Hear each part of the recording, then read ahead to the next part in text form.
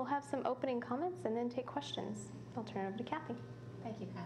During the survey with the robot arm on Atlantis that the crew was doing, we did see a small area on the left OMS pod. That's the orbital maneuvering system pod that sits back by the vertical tail of the vehicle. We have a kind of wide shot of it here. And the crew saw that one of the blankets was raised up, a corner of it was raised up just a little bit.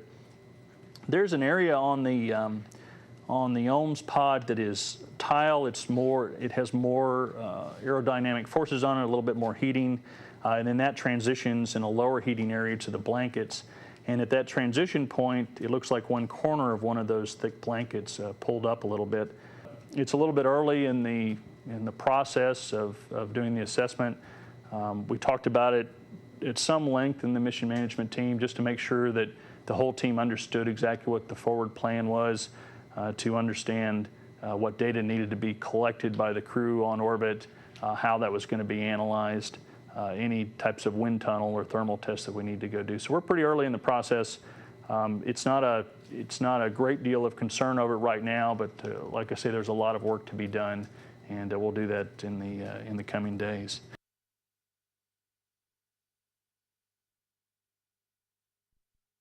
If we decided that we had to go do something, if we were worried about that area, we are going to do 3 spacewalks on this flight. There's a potential that if we extend the mission, we could do a 4th spacewalk on this flight.